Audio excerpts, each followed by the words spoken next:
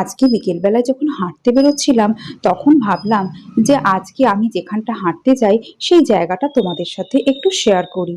যদিও বিকেলবেলা বলছি, কিন্তু আসলে বেরোতে বেরোতে কিন্তু একটু সন্ধি হয়ে গিয়েছিল। বুঝতেই পারছো, একটু অন্ধকার অন্ধকার দেখে। আর তারপর আমরা চলে এসেছি এখানে। এই জায়গাটাকে প্যারেড গ্রাউন্ড বলা হয়। এই যে সামনের লম্বালম্বি রাস্তাটা দেখছো, এটা দিয়ে হাঁটার কিন্তু ভীষণ সুবিধা হয়। কারণ বর্ষাকালে জল জমলেও কিন্তু এই রাস্তা দিয়ে হাঁটতে অসুবিধা হয় না। আর এই যে দূরে দেখতে পাচ্ছ, এই জায়গাটাতে রয়েছে একটা ওপেন জিম।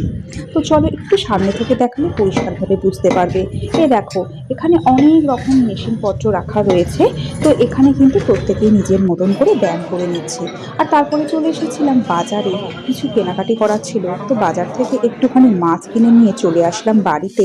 আর তারপর দেখো, এসেই কিন্তু আমি রান্না বসিয়ে দিয়েছি। যেহেতু আমার বরকে অনেক সকাল সকাল বেরোতে হয়, তাই বেশিরভাগ রান্না বান্নার কাজ কিন্তু আমি রাত্রেই গুছিয়ে রাখি। আর তারপরে দেখো, এখানে আমি একটু মাছের জন্য মশলা করে নিচ্ছিলাম। তো মশলা টশলা আমার সমস্ত কিছু রেডি করা হয়ে গেছে। আর আমার মেয়ের জন্য ভেজে নিচ্ছিলাম কিছু মসুর ডালের বড়া। ও মসুর ডালের বড়া খেতে ভীষণ ভালোবাসে। তো চলো, আজকের মতো